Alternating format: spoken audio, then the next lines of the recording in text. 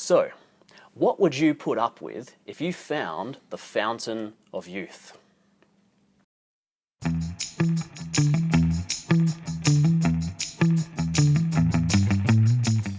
Welcome to the Kairos YouTube channel. I'm Joshua Pfeiffer, your host, here today again with Pastor Fraser Pearce, my colleague pastor at Bethlehem Lutheran Church in Adelaide. And the question that we are addressing today is, what would you put up with if you found the fountain of youth? Now that's a bit obscure, I know, but we are driving towards something here, so just stick with us. In congregational life, Fraser, I think it's fair to say that little, tensions and things arise from time to time because of people's personal preferences for things, right? So particularly I'm thinking of worship. Right. So musical style, for example. Okay, some people like the organ, some people don't. Some people like the guitar, some people don't. Sometimes it's the sort of people, in the congregation. They're not the sort of people I'd normally hang out with, and so I'm not sure if I really want to be around there. Sometimes it's complaints about the pastors not being good looking enough, right? Yeah. So that's the most common one we receive here at Bethlehem. I've heard you talk with people and use a particular image to try and get them to think about these things in a different way. I guess to put it in a bit of perspective. Right. And it's to do with the fountain of youth. I think you know the one I'm talking about. So off you go, Fraser. Tell us how you approach this sort of issue. So often when I'm instructing people in the Christian faith, confirmation kids, but also adults will use this sort of imagery, particularly when I'm giving them instruction on the Lord's Supper, right? So that section of the small catechism, when it's giving, some wonderful, clear, simple teaching on the Lord's Supper, I'll bring in the imagery of the fountain of youth just to help them think about how this actually relates to worship as Christian people and how God brings us together through the sacrament to grow us in love for each other, to bring a connection, if you like, between the gift of forgiveness, growth in Christian love, and being drawn by God to our heavenly home, to eternal life. I'll use the image of the fountain of youth. So I think most people in Western culture at least have some idea of the fountain of youth. Maybe they've seen something like Indiana Jones and the Last Crusade, or read some books or something like that. That's my education. That's right, exactly right. The idea that is, you can drink from some fountain, and in drinking you have health, longevity, you have a well-ordered life, maybe even friendships and all these sorts of things. Life goes well. Just drink from the fountain and there it is. And I'll get them to think about the possibility of the fountain of youth being in the church building somewhere. We have buildings here called the stables, a traditional name for a building which is now used for lunches and so forth. And I say to them, imagine you thought, and indeed perhaps there was in the imagination, the fountain of youth there in the stables. Would you want to drink from it? And of course they'd want to drink from it. Who wouldn't want to drink from the fountain of youth? And I say, imagine you go there and you find that they're playing country and Western music. Now, most people aren't big fans of country and Western music. Some people are, and good luck to them. But most people, exactly right. But most people wouldn't choose to go to such a venue. But you know what? It wouldn't matter if they're going to drink from the fountain of youth. They could put up with Slim Dusty or Billy Ray Cyrus or whatever it's going to be, right? That's okay. The music's early not Taylor Swift. Early Taylor Swift. That's right. Early career stuff. They drink from it. They put up with it because the music's not the most important thing. Their tasting music is not why they're there. They're there primarily to drink from the fountain of youth. And I say, imagine now you go there and you find that there are babies there squawking and perhaps even slightly smelly. And perhaps even some older folk, people that never hang out with normally, and perhaps they're dressed in a peculiar way or they have some peculiar habits and stuff like that. Or perhaps there are people from different language groups, different skin colours, ethnicities, whatever. I'll ask them, would that stop you drinking from the fountain of youth? And of course not. Those things would be unimportant relative to drinking from the fountain of youth. And I'd also say things like, imagine there's a custodian there. And the custodian is a bit of a jerk, spits on you when he speaks and so forth, and obnoxious and a bit of a know-it-all and so forth.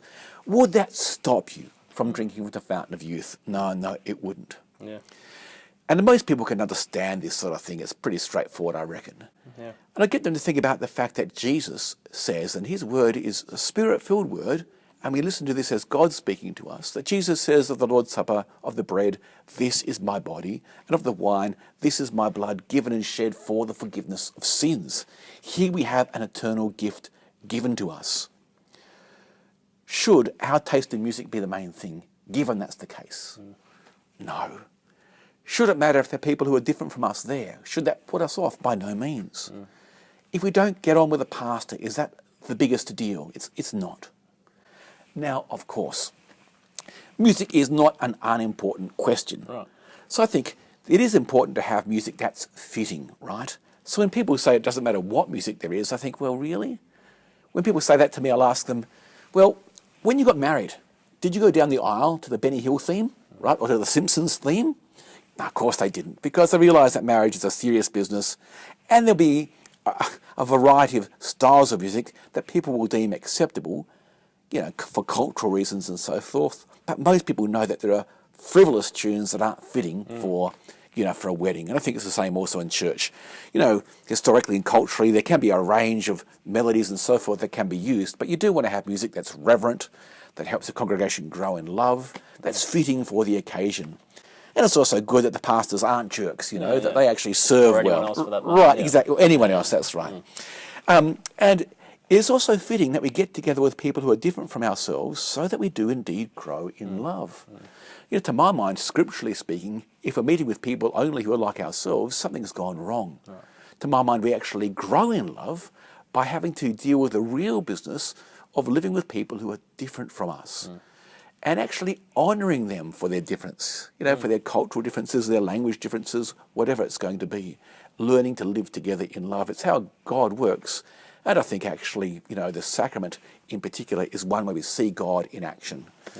Yeah, so I've reflected on this for a while. This is one way I have of thinking about it. I've got to say, this picture, it really resonates with my own experience in my journey, because I think as I was younger, I was one of those people who did fixate a lot on these things like musical style and the sorts of people that were in a particular congregation and all that sort of thing. But it was only as I grew in my understanding of what Holy Communion actually is, these things were put into a different perspective for me, that I could actually see them clearly for what they were. And it was actually Holy Communion, what I came to believe is actually going on there, that really was what drew me to worship week by week. But then what happened after that, which also resonates with what you were just saying, is that some of those people that I would have considered actually not the sort of people I would normally want to spend time with, you actually do grow in love for them. Right.